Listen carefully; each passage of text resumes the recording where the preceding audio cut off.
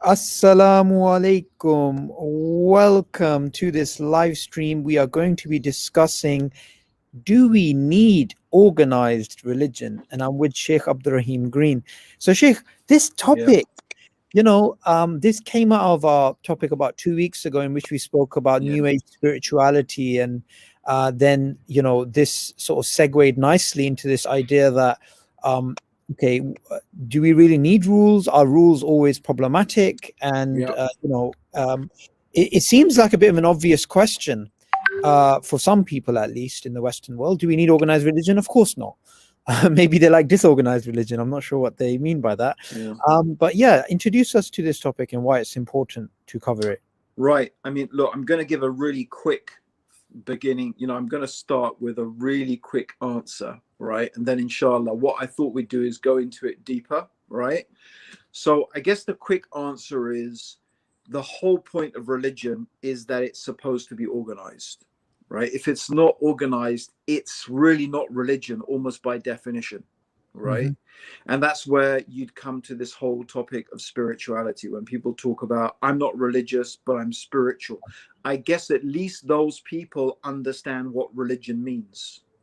Religion means an organized, systemized, like process through which a person worships any particular deity, right? And the moment you remove the aspect of it being organized and having some sort of regular pattern to it, it stops being religion and it becomes something else entirely, right? So I guess, but obviously people say, oh, I don't like organized religions, right? So it doesn't make sense. That's not really fully understanding the function of religion. So I guess really the whole topic is going to be a justification of why we actually really do need religion. Or, I mean, just to answer the question, yeah, we do need organized religion. And I'd come at that. I guess there's two different angles we could come at it from actually maybe three angles. From the point of view of human society, why human beings as social beings need religion. Number two, on an individual psychological angle, we need religion. Like psychologically, there's lots of evidence as to why people who have religion, who live religious lives, are happier, their lives are more fulfilling. Similarly, by the way, even on the level of the social level, there is quite a lot of evidence. I'm talking about empirical evidence here, not just so there's also a lot of evidence that on a societal level, societies that have strong religious traditions, in other words, organized religious traditions, not just some sort of spiritual new age, I'm just spiritual, right? So I'm using the term religion here in the sense that it's supposed to be, that those societies, people just tend to be more happy. And those societies just according to numerous benchmarks, just tend to be more successful. And I think the third part, which is obviously the obvious part that the one would that any religion would probably try and argue from, is that spiritually, from the point of view of our spirit, from the point of view of our soul, we need religion. But then we would argue not just any religion will do, right? It has to be the true religion. It has to be the right religion, which is a whole nother topic, right? Is there a true religion, right? So, which is something very interesting, because I've been spending a bit of time on Clubhouse recently, and I don't know, until 1:30 last night on a room that was talking about exactly that topic. Do you have to have do you have to believe in a religious truth? It was very, very interesting. So these are sort of, it's very interesting that as you answer one question, you sort of branch off into other discussions and questions that need to be talked about. Yeah. And I think one thing which we can definitely take away from what's going on currently in terms of this discourse is, even people who are quite secular minded and quite scientific, they still can't get away with being dismissive of this phenomena. It just seems to be a perennial issue. It just reappears in Yeah. different packages.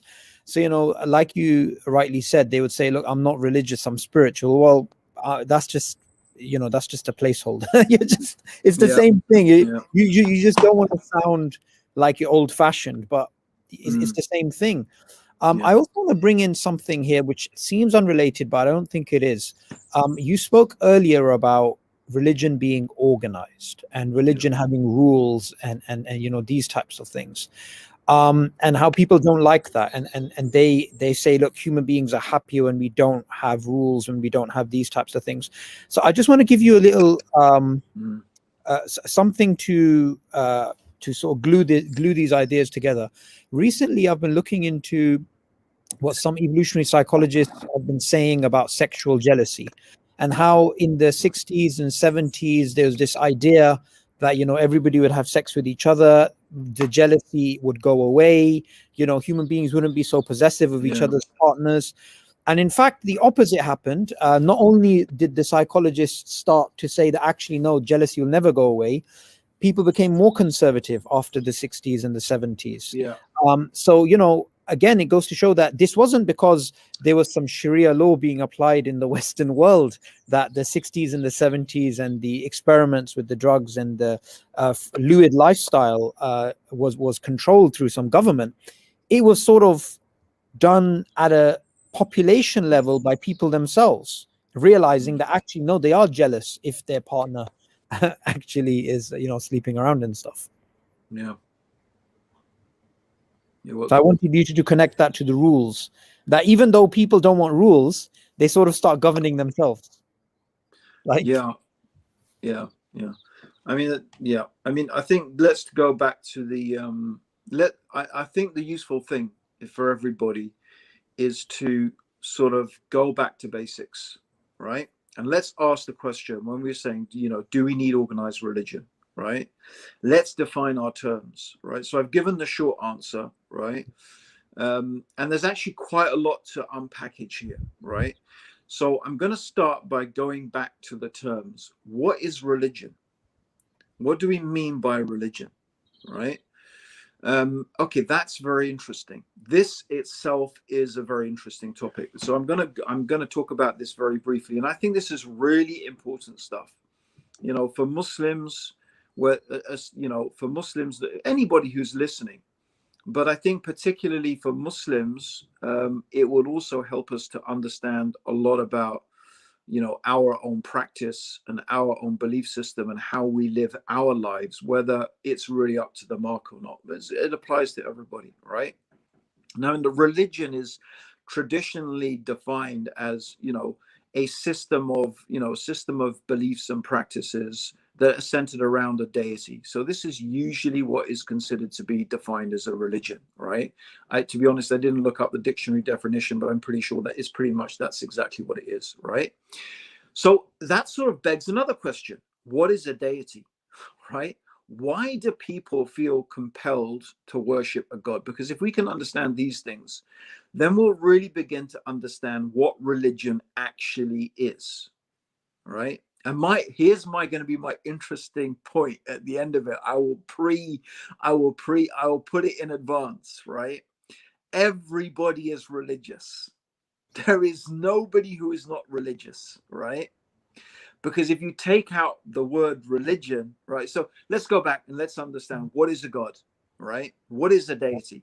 Obviously, traditionally, a deity may be a supreme being, like the creator of the heavens and the earth, Allah or Jehovah or Yahweh, or Tangril or Vishnu, right? Or whatever, right? It might be some supreme sort of transcendent being. Maybe Tangril wasn't a supreme transcendent, he was the sky god. But anyway, that some supreme transcendent being, right? So this is obviously, the creator being, the prime, the prime organizer. Yeah. So obviously that's one definition of God. But obviously in, pagan and polytheistic religions, there are multitudes of gods. Now, in some of these religions, they may believe that these actual gods, have actual powers, right? They may believe that the god of lightning controls the lightning, and the god of wind controls the wind, and the god of fertility controls whether you're going to, there's going to be crops growing or not. So they have different gods that are controlling different aspects of the elements within the universe, right? And that by appeasing these gods, appealing to them, worshiping them, that hopefully these gods will turn things in your favor. But it all comes down to, from a psychological perspective, from a psycho-spiritual perspective, there's something that human beings want and some things that human beings need. And in order to fulfill those wants and needs, one of the routes that they will take is by appealing to these gods, because they believe that these gods are going to give them what they want and what they need, right? Yep. Of course, the other format could be that, and this also exists in pagan religions, contrary to the claims of even some Muslims I've heard saying some extraordinary stuff these days, that in also many pagan and polytheistic religions, these gods themselves they don't attribute to these gods that they worship actual powers. Yeah. Right? They believe they are intercessors and intermediaries to God, or sometimes they believe they are manifestations or forms of the supreme being, right? Of an aspect or a dimension of the supreme being, right? But they believe that by focusing on this particular manifestation, which may be portrayed in the form of an idol, again, this is the path through which they believe they are going to get what they want and what they need. So it may be either from, a multitude of deities, or it may be some port of access to the supreme deity. But let's take that logic, right? Let's take the basic definition, right? Of your God is what you think is going to give you what you want and what you need, right? Let's take it as that. And then we can understand that this can actually be extended to almost anything. You don't need to even believe in a supreme being. You don't even need to believe that the elements are controlled by, some intelligent or emotional physical entities. You can believe in purely material things, such as money, for example, or fame, or power and authority, or beauty. If you think about it, in the modern world especially, these are actually the things that people think they are their gods, because they are the things that people believe are going to give them what they want and what they need. There are many people, probably most of us, right? Even the ones who claim to be Muslim. So many of us actually in reality believe that what is really the source of happiness and success in life is having money, having a secure income, being a doctor or being an engineer, having education. These are the things that we really believe actually in reality are the sources of our happiness and success. Yeah. And we shouldn't imagine that this is any less a type of polytheism than worshipping Zeus, Apollo, Aphrodite, Ganesh, whoever, right? They're just as much polytheism. Because if you think about the emotional, psychological, spiritual investment that you are making in those things, that ultimately you believe that they have some sort of power, some sort of ability to give you something that in fact only the supreme being, the creator of the heavens and the earth, has. Yeah. Right? Okay, and this is why the Prophet Muhammad, may God's peace and blessings be upon him, said, woe be to the worshipper of the dinar and the dirham. Yeah. No one, no intelligent person, even if you've been to Stanford, right, and studied with all sorts of professors, right, no one puts a dollar bill, right, or a dinar, a dirham, thinking that this thing has some actual real powers, right? No, it's very clear The shirk here is that people believe that money itself, having money, possessing money, and therefore being able to buy things, it is in their mind that their purchasing power, that somehow they could buy things to make them happy. And the point is, that's not really any less shirk. As the scholars, the scholars who understood this matter, the spiritual masters, right?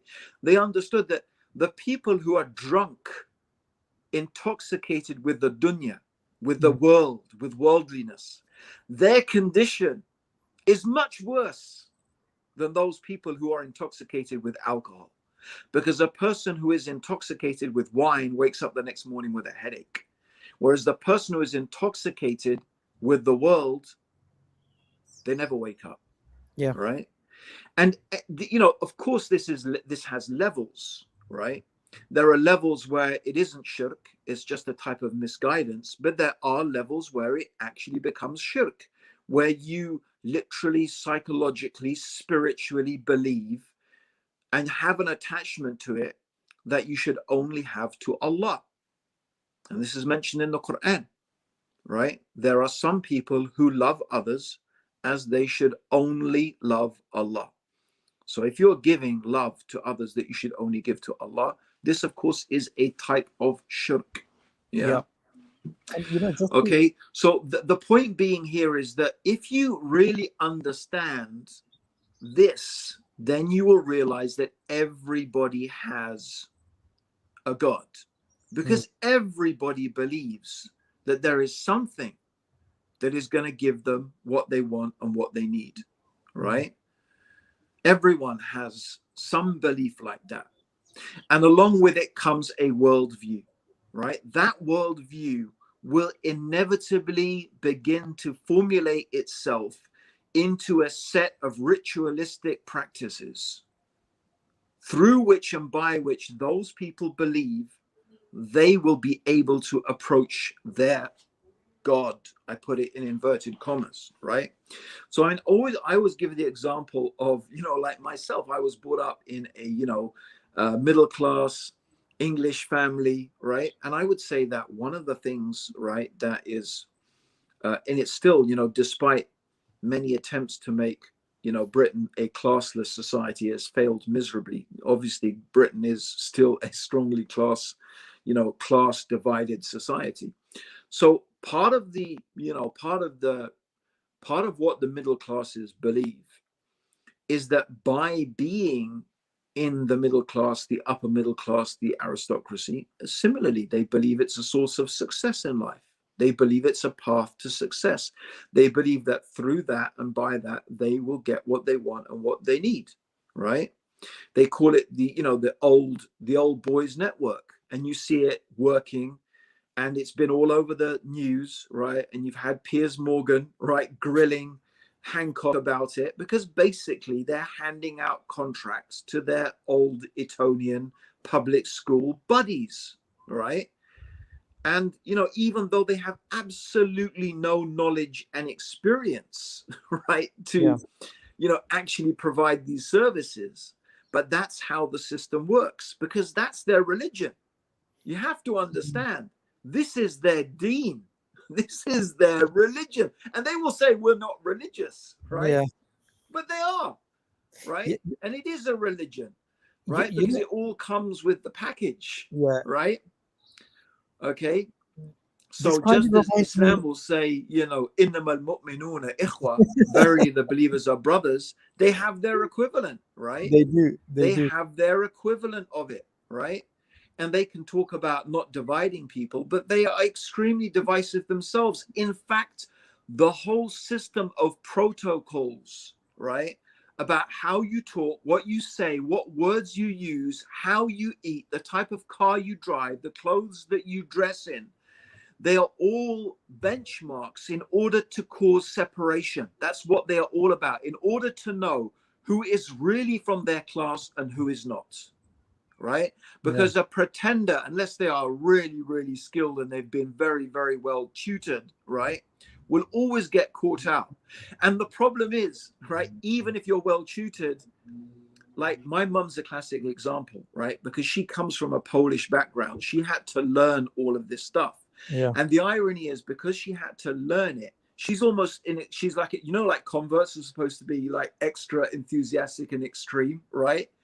You spot that, because someone who's really from the middle class will realize that these rules, although they are there, right, they're never taken completely seriously by those people in the know, right?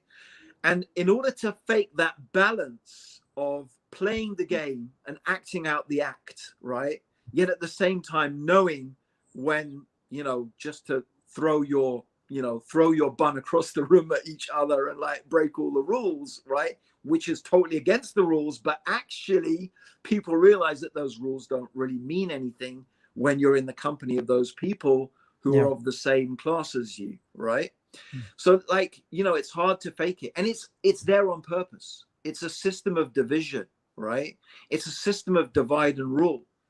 Okay, so it's a religion, Yeah. right? It's a religion in the sense that I have described it previously. No one would think of it, and even as I'm sure as I'm saying it, people say, what are you talking about? If someone just came in right now, they say, what are you talking about? It's not a religion. Yes, of course, in the sense of how religion is traditionally defined, but that, even that's the point, right? Even here the definition of words is corrupted by the paradigm of the society, Yeah. because we live in a highly secularized society, right, that has become imbued with secular thought. Even these terms like religion have taken on a meaning that is only contextualized within the is only understood within the context of that secular society. So for most people, religion means what? Like you go to church and get married, or you go to church on Friday, or you go to the church on Sunday, or you go to the synagogue on Saturday, or you go to the masjid on Friday. You know, you pray 5 times a day. You perform, you go through these life rituals, Yeah. and that is it. That's religion, right? That's how, this is a secularized idea of religion. Even the idea that, you know, Muslims still in some way cling onto the idea that Islam is a deen, it's a way of life, Yeah. right? قل إن صلاتي ونسكي ومحيا ومماتي لله رب العالمين. Say that my prayer Life. and my sacrifice and my life and my death is all for Allah, the Lord of the world. So the idea that Islam is all comprehensive, and it encompasses politics, and it encompasses economics, and it encompasses law, and everything is there, right? The Muslims are just sort of hanging on to this, right? It didn't used to be only Islam that had this belief, right? There's still a few Christians who believe this, by the way, about their religion, Yeah. right? Yeah. You see it emerging in America, right?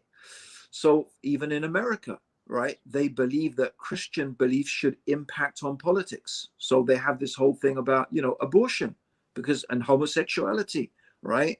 And because that's from their belief system, right, that these things are not allowed. So they understand that you can't just relegate religious belief to some personal,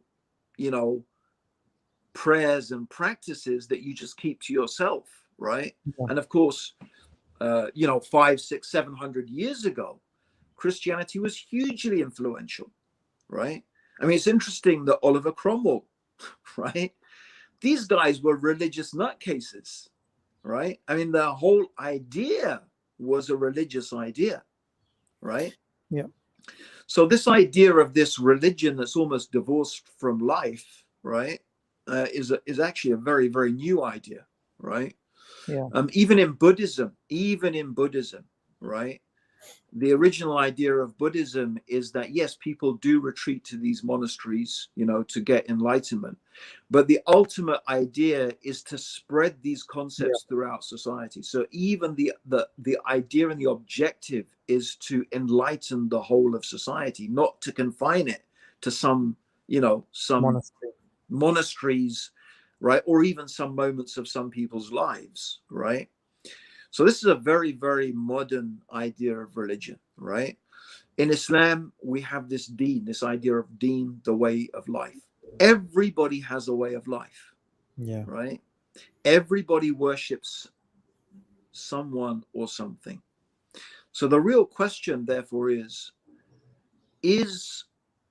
the God that you worship really worthy of it?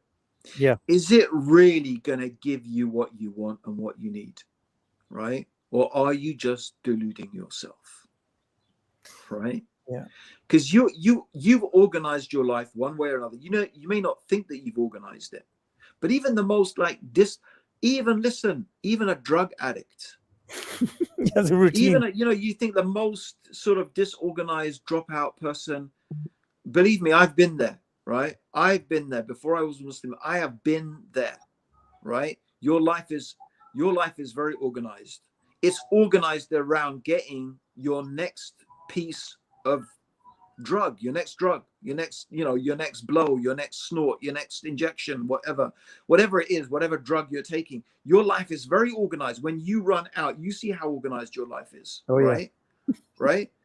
So even for these people, their life is organized around that, that thing that they have deified to some way, shape, or form, right? So the ultimate thing is, it's just a lie to say, I don't believe in organized religion. No, you have an organized religion. You just don't recognize, you don't call it religion. You just Yeah. don't give it that term, right? Yeah. And the reality is, the bottom line is, you have a God, right?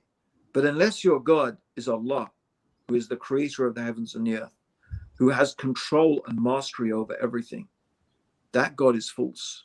That God can never ultimately deliver what you really want and what you really need, right? It is always going to fail ultimately.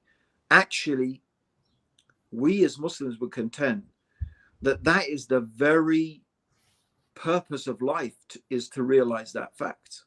The very structure of the universe and everything in it is built around exposing that fact, right? That is something, bro, Sabor, as you sit as a Muslim, right? And you watch the world go by, you watch current events. Look at what's happening now, Mm. right? Look at what's happening right now with the coronavirus.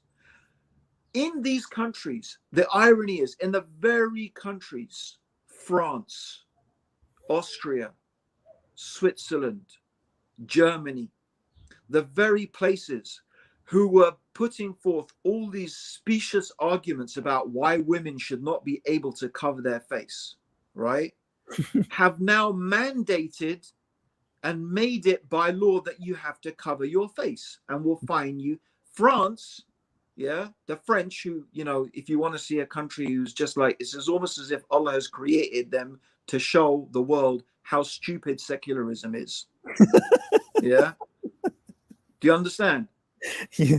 It's like I often say about the Bible. If God wanted to produce a book that would show everybody a book that's not from him, although it may sort of look like it, the Bible's a pretty good contender for it, right?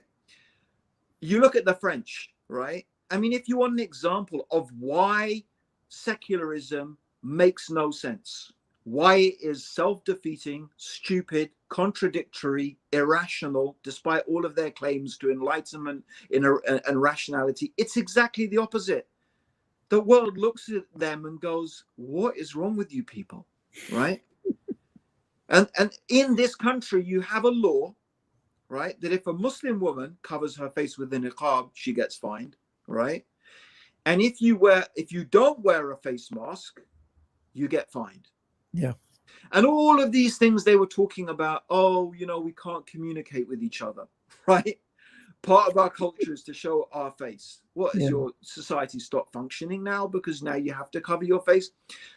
I'm telling you, literally, Allah has exposed them. This is what is going on. Yeah. Every Muslim who has a brain, and actually most human beings who have a brain can see it, right? But the blind can't see it, and the deaf can't hear it, right? And the dumb can't vocalize it because they are blinded, right, by their misguidance, Yeah. right? They are deafened by their arrogance and their pride, right? It's not the blindness of the eyes and the ears, right? It's the heart. Their hearts are blind, right? And that's just one example. I could go on and on and on. Freedom of speech. Look at the whole freedom of speech. You see what's happening now, right? With the whole, shutting down of freedom of speech when Yeah. it maybe comes to, Zionism and Israel, for example, right? Connecting it to anti-Semitism, right? The whole LGBT issue, Mm-hmm. right? And we can go on and on and on, right? These are the people harking on about freedom of speech. Where is the freedom of speech? They talk about human rights, right? All of these things about human rights, the freedom of the individual, right? All of these things are just going out of the window, right? Yeah. And this is because that is really literally Allah subhanahu wa ta'ala says in the Quran that he hurls the truth against the falsehood, and Yeah. see the falsehood, its brains are smashed out. And that is literally the order of the universe. That is why God has created the world that the way he has created it, to expose these things, to make these truths known. And this is what Allah says in the Quran: we will show them the signs within themselves Yep. and Yep. on the furthest horizons until they know that this is the truth, right? Mm. So this is one dimension, right? Yeah. The other dimension about why we need organized religion, bro, is this is like, I'm coming from a completely different angle now, right? Now, Mm. we've talked about this before. We've talked about flow, right? We've talked about optimal flow and optimal Yeah. experience, right? Okay. And so this is really interesting as well. So I'm coming, guys, from a whole different angle now, right? You're gonna have to think in a different paradigm. There's a lot coming out in this one little session, yeah. Because honestly, I've got so much to unpackage in this, right? So look, as we know, we've talked about previously, and people can check the previous episode where we talked about flow, we talked about optimal experience, and we talked about the conditions in order to reach these states of optimal experience, which we have talked about is true happiness, Yeah. right? True happiness comes from pushing yourself to the limits of your capabilities. And we've had a lot of discussion about that, right? Now, one of the interesting things that I've studied relatively recently is how do elite sportsmen and sportswomen, right? And I'm particularly, because I had two of my kids who were involved in racing, Mm. right? And it's very interesting because it's a particular type of racing. It's racing mountain bikes downhill, right? It's literally downhill. And the time margins, like downhill skiing, for example, right? And I'm sure there's other similar sports, right? The most of the time, not always, occasionally you get, things that break these rules, but most of the time you'll find the difference in time between the top elite men and the top, in their category, the top elite men, right? The difference in the times between, say, the top 10 elite men is not even 1 second. You're talking about a win is measured in hundredths of a second. And you are talking about people who are riding down a hill through rocks and roots and jumps and sometimes mud. And, you have to see it. And you will think, how is it that these guys are so close? They are so fast. Every single one of them is literally on the yet here's the strange thing.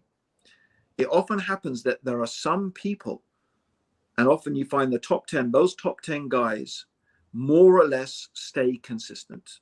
Bar some injuries, they more or less stay consistent. You'll find many times the top two, the top podiums, is just consistently the same people. How? How is that? This is what I'm fascinated. What makes it special about these people? And sometimes the crazy thing is you'll get someone that's so good is that for literally they will dominate the sport for 10 years. Yeah. 10 years, right? They will barely be off a podium. But it's incredible. Honestly, the physicality of it, it's mind-blowing. So I was, I'm very curious. What makes these people different? I do not believe in talent, right? I don't believe there is a natural born ability. Yes.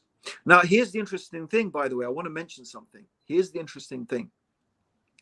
Some of these guys are short, some of these guys are tall. So it's not like basketball, right? Yeah.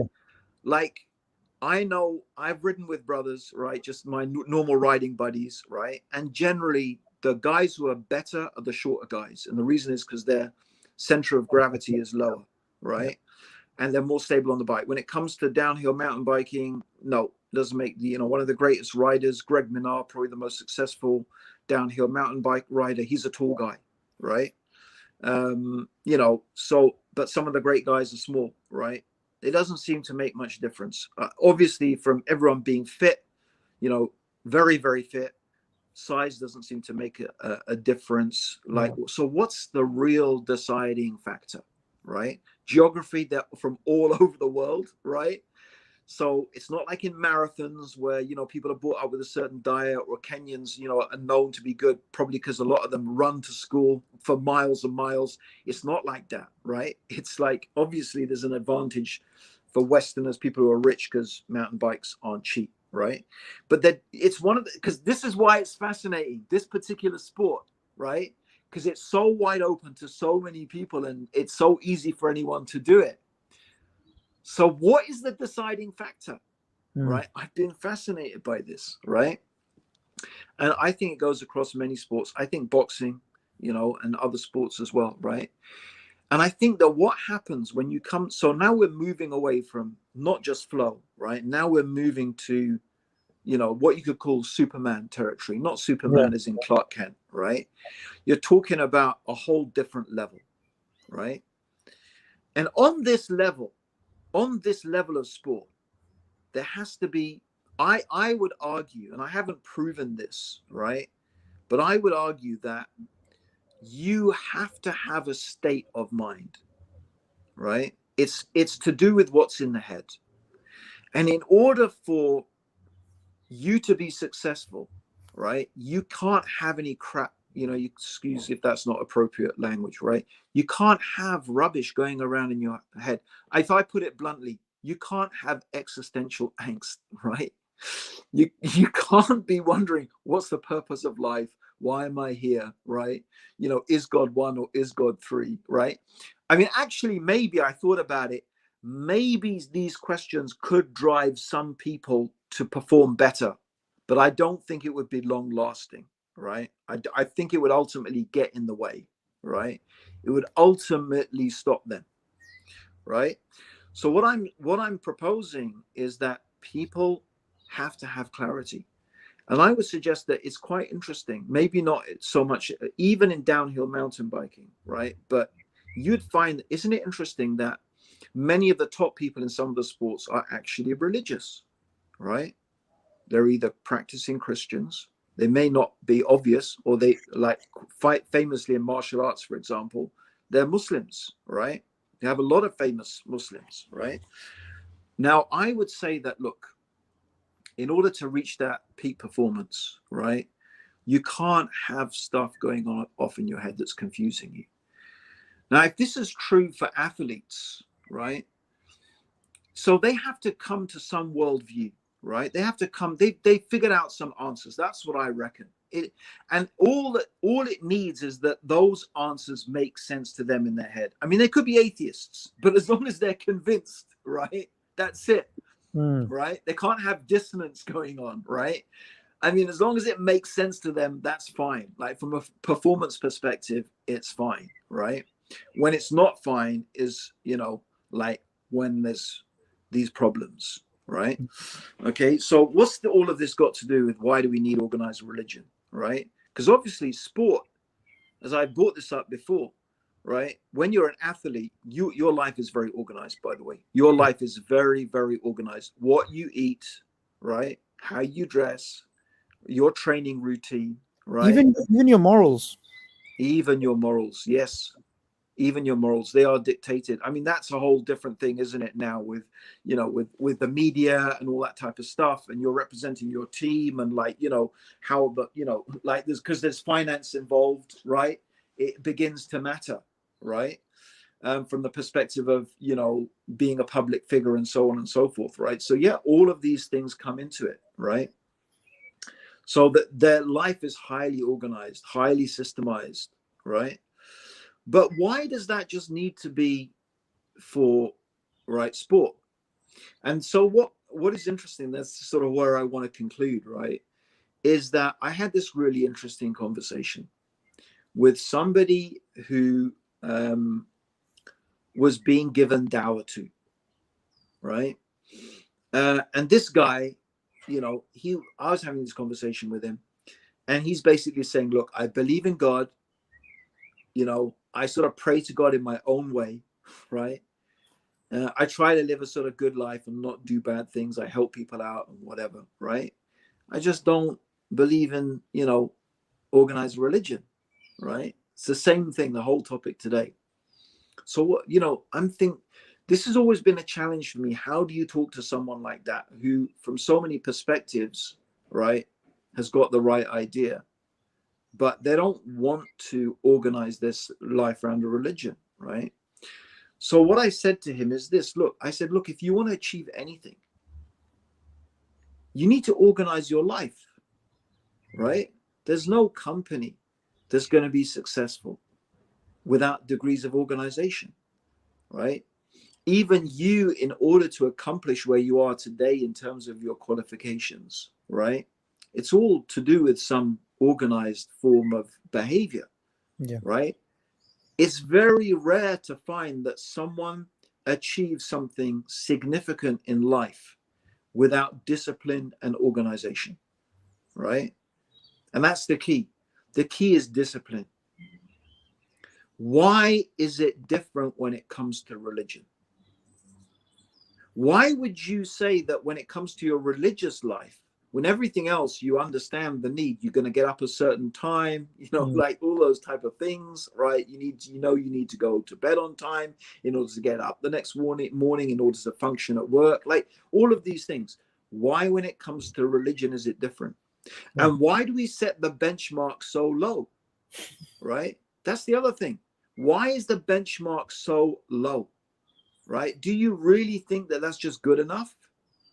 Do you really think that God, who created these amazing, intricate mechanisms through which and by which the universe works, they are truly astounding when you look at them?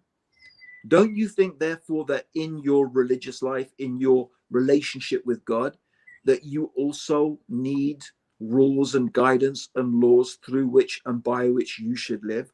Why would it therefore be different? If God has created the universe according to these intricate processes, why would it be different when it comes to your religious life, that there should not also be intricate processes?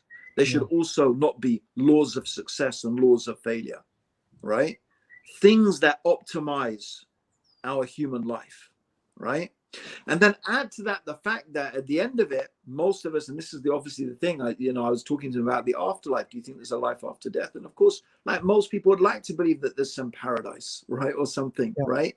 But I said, why would you think that you would get to paradise just moseying along and doing whatever you feel like?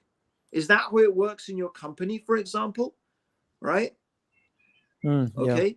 Like if you want to retire comfortably, you have to invest in the pension scheme, right? That's just simple, right? Similarly, if you want to find something waiting for you in the afterlife, don't you need to make a concerted effort to invest in what is going to get you there? And I said, look, at the end of the day, Hitler was nice to his dog, right? Hitler was nice to Eva Braun. I'm sure Hitler was nice to the people around him, right? Yeah. Just saying, I'm a nice guy, I get on with the people around me. Yeah, well, I'm sure Hitler was like that, with his Alsatian and Eva Braun, right? So it's not really remarkable, is it? No. Right? That's not really remarkable, right?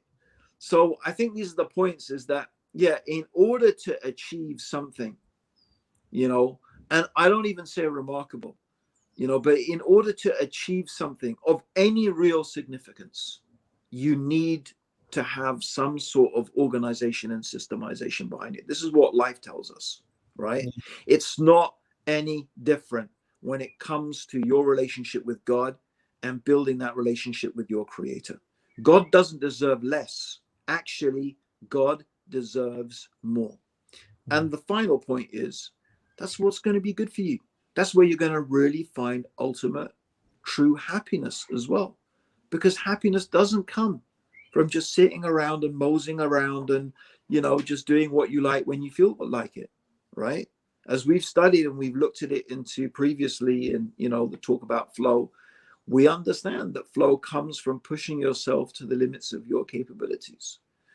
And I guess hopefully that answers the question, right? Do we need religion? Do we need organized religion? Yes, definitely we do. Yeah. It's interesting that you link it to if you want success in this life, in terms of anything, your company or whatever, there's rules, there's regulations. When it comes to spirituality, which we all agree is there. I mean, even the most hardcore, really hardcore atheists who say, yeah, I still believe in spirituality. And I want to link this, get your thoughts on the perspective, on the idea of decision paralysis, right? So there's been studies to show that when human beings are given, say, 24 jars and they jam jars, and they hate it, when they're given 6 and they just choose between one of the 6, they're much, much happier. So when you have an imposing religion, which is externally applied to you, right? It's actually good for you because you don't really have to make that choice yourself. It's kind of like, okay, I'm a Muslim, so I know I can't just pray at the end of 10 years, all the 10 years prayers in one go. I have to pray in between these time periods. Yeah. I mean, this is the beautiful look. One of the things that many people who have, converted, reverted, or whatever the term that people want to use to Islam, one of the things that they find about once they've become Muslim, one of the very positive things is that you're not confused anymore, right? About what's right and what's wrong. Yeah. You're not confused anymore about what you need to do with your life, right? Obviously, you still have choices. It's not that the choices go away, right? It's not that the struggle has completely evaporated, but you're not struggling over futile things that have literally, honestly, no answer, right? Yeah. Literally, like you talk about decision paralysis. I think like one of the things that, a moral person can be constantly paralyzed by is, what is the right way to behave? Yeah. Right? What do I do? Like if I do this, I'm going to offend that person. If I do this, I'm going to offend this person, right? I myself don't feel that any of these things are really the right things to do, but I do know that making other people, not offending others and making them happy, right? And, trying to make the world more peaceful. There are a lot of people like that. They genuinely want good. They want good for others, right? But often wanting good for others contradicts their deep instincts about how they think things should be, right? It's a conflict, right? And so people are in this perpetual state of confusion.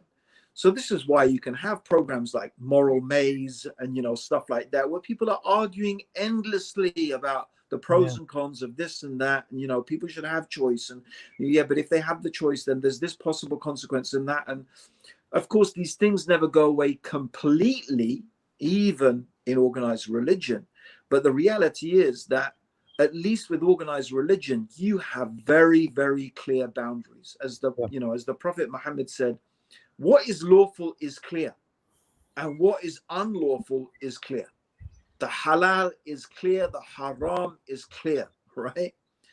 In between that, there are some things, right, that people don't know, except like those who are well versed in knowledge.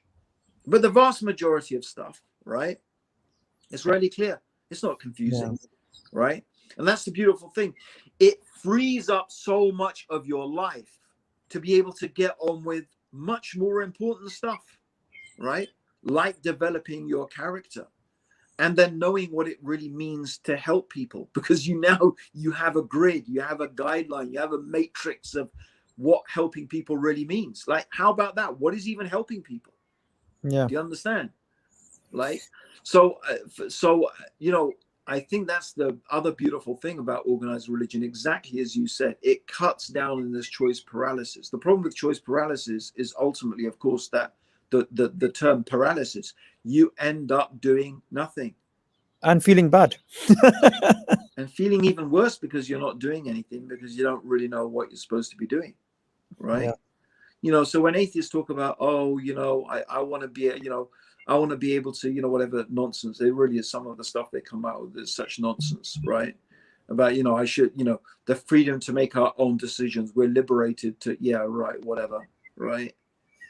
Yeah. You know, It's kind of interesting. You know, there's been some discussion amongst academics about the need for there to be a religious revival within the Western world. And these are atheists, by the way.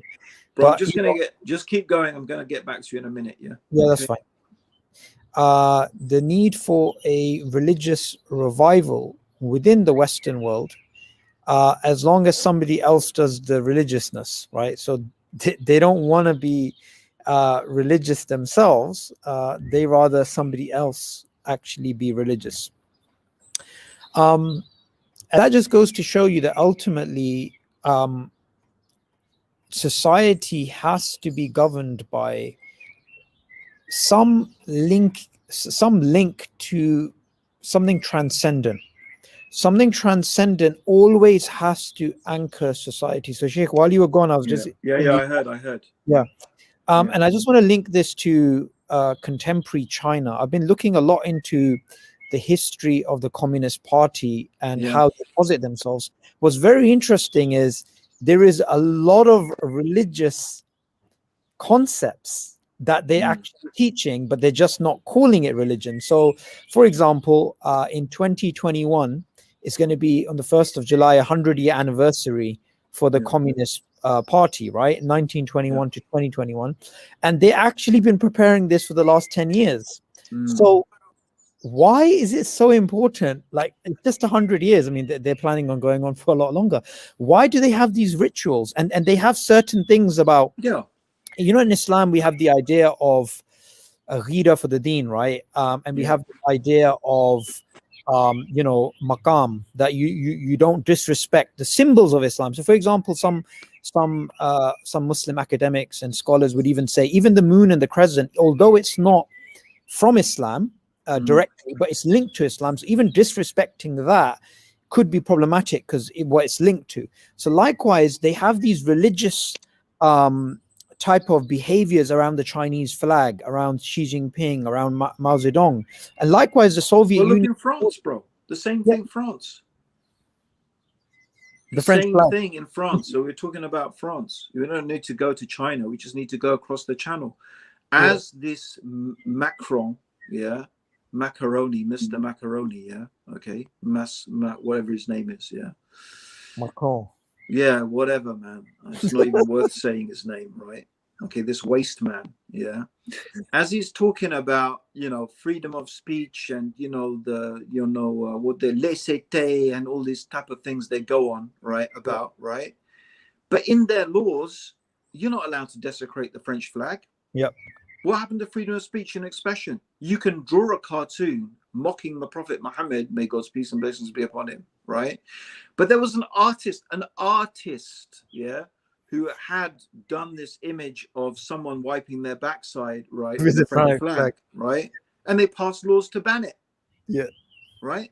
And when Macron, right, had someone write in the an academic wrote an article against him in the Financial Times, right? What did he do?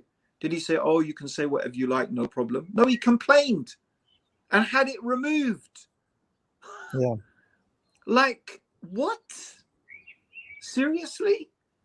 Like, and people don't get this, people don't see this, people don't understand this, like this contradiction. So like they literally, it's become so blatant that literally within a day they contradict them. It doesn't, you know, Allah doesn't even let them wait a week to show them, right?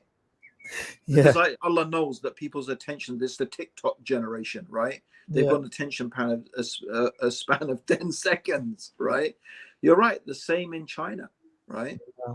I mean, the Chinese are very, you know, that's why they're brutalizing the Uyghurs, right? And, you know, for obviously, I'm going to say from and the same thing that Ferdinand and Isabella understood, right, in the Reconquista. That's why they wiped out the Muslims. They were either the Muslims and the Jews either had to convert, and some pretend conversion was not enough. That's why they had the Inquisition. They had to be like fervent Catholics, and it basically just wiped them out because they understood that they couldn't, because they'd seen from the Muslims, right, that multicultural Islamic society that wasn't Islamic, but that they looked at it as a sign of weakness, right? And that's part of the reason why it split and divided and couldn't stand, right? They realized the importance of a unified ideology, and the Chinese have understood the same thing, right? It's that simple, right? We can't have these people living a whole different cultural existence with their own ideas, right? Those ideas have to be subservient to, well, that's it, because that's their religion. That's their religion. That's it. That's their religion. That's their God. As it was the same with Pharaoh. Similarly, the same thing, right? I think it's Sigmund Freud who spoke about every worldview has to have unquestionable fundamentals, which it doesn't allow any other worldview to question. So even like you rightly pointed out, liberalism and this idea of everything is equal and everyone is entitled to an opinion, but then there's certain red lines which they're like, no, not these. You're not allowed to challenge these, right? Because if you have liquid, it has to be in a container. You can't just have liquid just without anything. So every worldview has to have these unquestionable. I think he used the word fascist or something like this. You have to have something just completely unquestionable in order for any worldview to be preserved. Which is quite interesting. I mean, look, from the point of view of structuring society, right? I understand, right? I can understand where the Chinese are coming from. I can understand where the French are coming from. Yeah. It's not that I don't understand, laissez-faire and Macron and, what these guys are going on about, right? The point is the contradiction. The point is the hypocrisy, right? The point is the fact that they can't see that this is the real issue, right? At least in Islam, we are very clear. These are our rules. These are our guidelines. These are our borderlines. You are free to do this. You are not free to do that. That's the thing, right? And I think this is the thing that as the Muslims, right, is that it's the hypocrisy. It's you claim one thing, right, and then you do something else, right? And then people say, oh, well, in your Muslim countries, you're not free to do this. But we never said that you were free to do that. We never claimed that we had that freedom. That's your We submit to Allah. That's our religion. Why don't you just say that, right? That we don't believe in freedom either, right? No, we don't believe in freedom. We believe in this. And in order to live in our country, you need to do this and this and this. And, everything has to be subservient. This is not what you said, right? You may be singing that tune now, but you didn't. That's not what you were saying 20 years ago or 30 years ago. Because at the end of the day, you realize that when you say those things, you reduce yourself to the same level as everybody else that you're criticizing. And then the question comes in, okay, fine. That's not a problem. We can understand that from the point of view of running a society, you need that attitude. But what makes your system better? Oh, what? Some Rousseau, right, who couldn't even live his life according to his own principles. What? He's your guy, right? Who's the guy who's, where's, oh, you mean it's just some man-made up thing that you just make it up as you go along? That's what your way of life. You see, that's the problem, right? Because the moment they admit that, they start having to admit the fact that there's no basis for anything else. There's no, and that goes back to the point you said, bro. There's no transcendental, and that's what they're always trying to do. They're trying to connect it to something transcendental when they talk about fundamental human rights, which they don't believe in. But it's still, because they contradict themselves all the time. If they're fundamental, it's like Muslims saying, we believe in Tawheed, only God should be worshipped, right? But you know what? Right now, in this particular situation, let's get out the idols, guys, right? Line them up. let's pray to them, right? Do you understand what I'm saying? Yeah. It's like, no, wait a minute, like, come on. Yeah. And it's the same thing, like, so these funds, but they still, because they say they're fundamental, right? Even the American Constitution has tried to root itself in something transcendental, because it says, We believe you these know, rights we to be consider these things inalienable, self-evident, right? self-evident. Yep. Yes, self-evident, God-given. a priori, right? Exactly, right? It's still trying to root it in something transcendental, right? Yeah. That's the attempt. But then obviously that's going to fall against the roadblock of reason and logic. And that's the irony, you know, as great as much as the French Revolution, right, has tried to paint itself as, you know, this force of reason and logic. When it actually comes up against it, it's found itself wanting. Yep. And that's going to be the same in China. It's going to be the same. Like I said, that's literally what the history of the world is about. Allah throwing the truth against the falsehood. Yeah. I think, and so that goes back to Rabia, you know, when he was standing in front of Rostrum, and Rostrum says to him, right, why are you fighting us? You know, this Persian general, this great Persian general Rostrum. And then there's Rabia, who this just, you know, why are you fighting? And he's just an ordinary soldier, right? He gives this amazing speech. He says, why are you fighting us? You know, do you want women? You want camels? You want money? We'll give it to you. Go back to the desert. He said, we have come to take the people away from the worship of men to the worship of the one God. We've come to take people away from the injustice of man-made ways of life, man-made religion, to the justice of Islam. We have come to take people away from the narrowness of this life and the next to the vast expanse, to the narrowness of this life, to the vast expanse of this life and the next.